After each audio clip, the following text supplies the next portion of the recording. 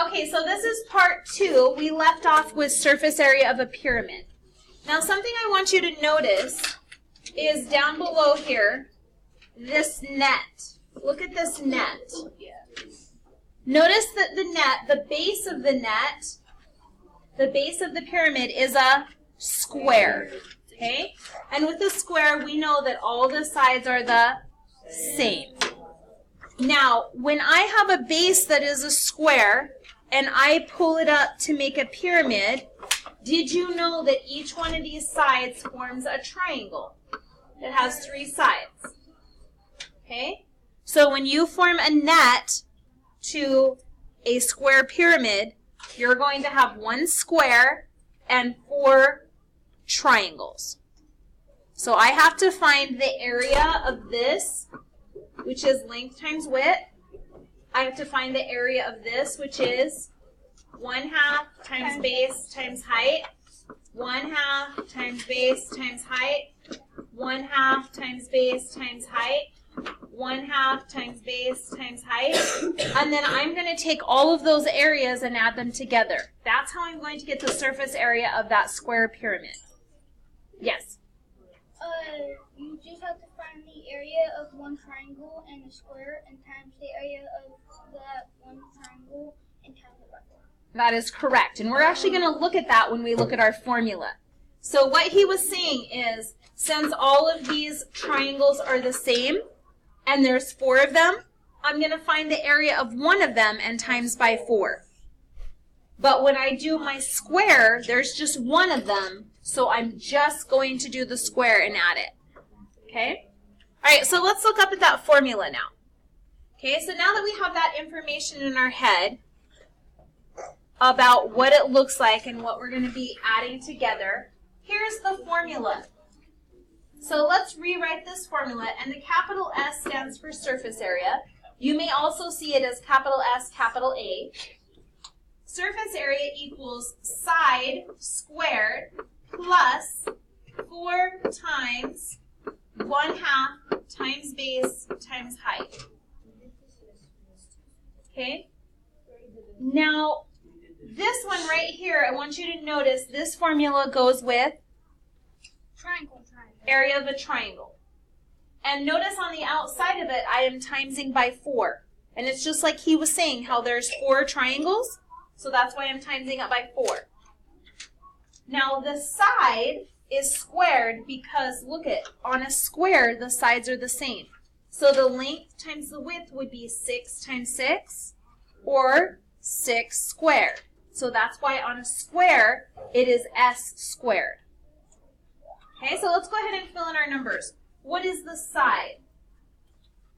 6 squared plus 4 times, when I write my 1/2, I write 0.5 times the base, 6, and the height, 5. Okay? So let's go ahead and solve this. According to order of operations, I'm going to do parentheses first. So 0.5 times 6 times 5 equals 15 times 4 plus 6 squared. Okay, next up I'm going to do exponents, you mean? Yeah. Okay, so 6 times 6 is 36 plus 4 times 15. Now I'm going to do times. 4 times 15 is 60. Bring down plus and 36. And that equals 96 feet squared. Remember, this is surface area. And put a capital S. Capital S equals, surface area equals.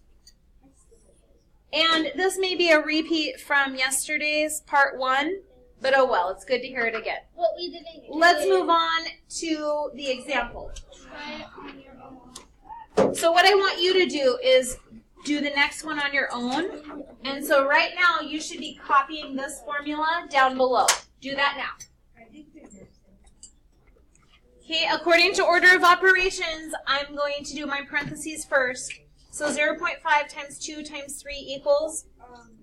10.5. 3. And then bring everything else down. And then next up, I have exponents. So 2 squared is 4. Bring everything else down. And then next up is 4 times 3. multiplication. So 4 times 3 is 12. Bring everything else down. 16. And you should have ended up with 16 meters squared. Capital S equals 16 meters squared. Okay, let's move on to cylinders. Okay, so here's what I want you to look at first with cylinders. Did you know that this is the net for a cylinder? No. It's because if I took a cylinder and I cut down the side of it and folded it out flat, I would have a rectangle and 2 circles. So I'm going to find the area of each circle and the area of the rectangle, add them together, and I will have the surface area of the cylinder. Now, there's that way to do it, and then there's my formula. So just keep in mind that as I'm doing this, I have rectangle and 2 cylinders that are making up, 2 circles that make up the cylinder. Okay, now right here is my formula. So let's rewrite our formula. Capital S equals height times 2 times pi times r, parentheses, plus, oops, I don't need my parentheses yet. Got ahead of myself. 2 times parentheses pi times r squared. I don't need this little guy. Okay? All right. So now I have my formula written down. I'm ready to go start filling in my numbers. Now this formula is not one that you're going to have memorized, but you can always look it up every time you need it and fill in the numbers.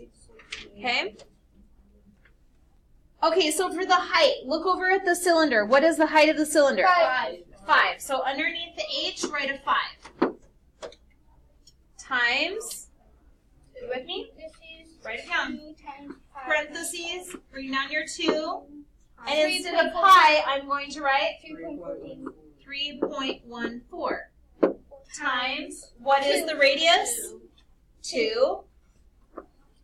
Parentheses, plus 2 times, parentheses, what's pi again? 3.14. I've also listed it up here just in case you forget. Times, what's the radius? 2 squared, parentheses. Now I'm going to follow order of operations to solve this. So I'm hearing I should start with my parentheses first. Okay, so we always start on the left. With your calculator, 2 times 3.14 times 2, what do you get? 12.56. 12.56. 5 times. Okay, let's go over here to these parentheses. In these parentheses, what do I have to do first? Exponents. Exponents. 2 times 2 is 4. 4. What is 4 times 3.14? 12.56. 12.56. Okay? Now bring everything else down.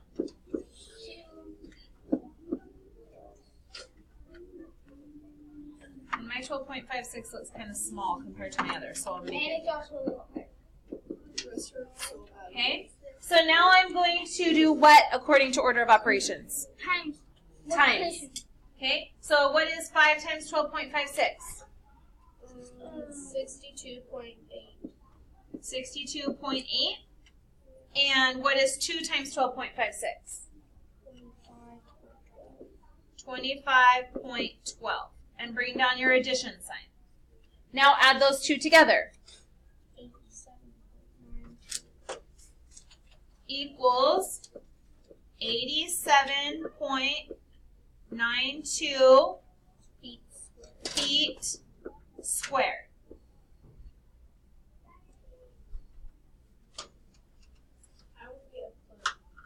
Okay? We are going to be doing a cylinder on your homework. So when it's time for homework, make sure you come back to this page and use this formula. Okay? All right, let's move on to review for mastery. Okay, so this is 8.7 review for mastery. It should be the last page of your notes. Okay? Let's scan down to number 1. Remember, I need to find the surface area of each of these figures. Notice that on this, it is a Square. It's not a square. Cube. It's a cube. What do we know about a cube? It has the same On each side. has the same volume all the way around. You are saying the area, all the sides are the same? And how many sides are there? There is 6. 6 sides. So we know that all the sides are the same and there's 6 sides. So this only works with cubes, but since it's a cube, I can find the area of one side and then times it by 6. Because all the sides are the same and there's 6 of them.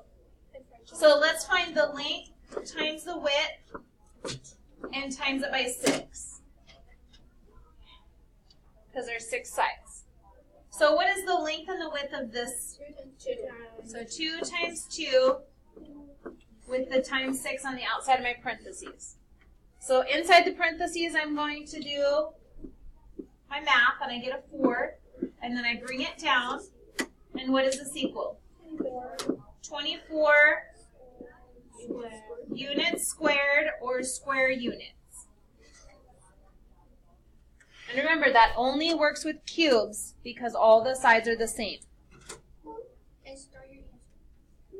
Okay? And this will be, sorry, we should have put capital S for surface area. All right, let's go to number 2. I have a triangular prism. So what I want you to picture with this triangular prism is that on one side of the base, I have a triangle. On the opposite side, I have another triangle. So how many triangles is that? 2. Okay, so I'm going to have 2 triangles. Whoa, my R looks funny. Okay, I'm going to have 2 triangles. Then, when I stand it up, what do you see here? Rectangle. A rectangle. If I turn it, what will you see?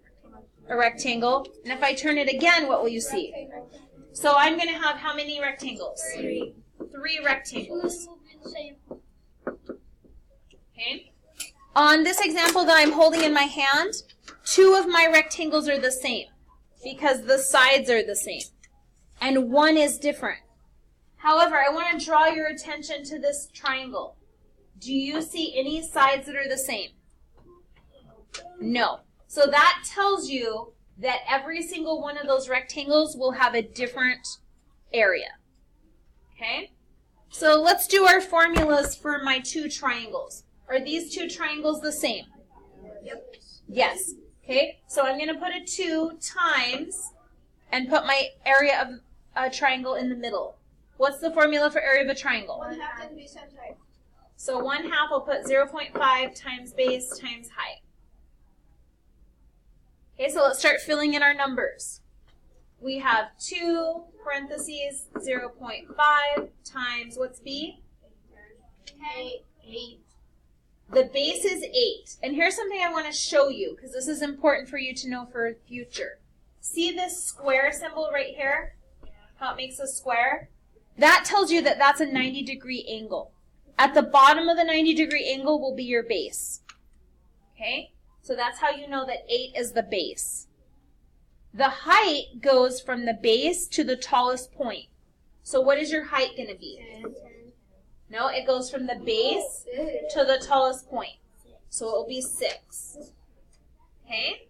Now let's do our math right here. What's 0.5 times 8 times 6? 24. So that is 24 times 2. That equals 48. 48. So our area of the 2 triangles is 48. Now I need to come over and do my 3 rectangles. Remember how we said that each of those rectangles will be different?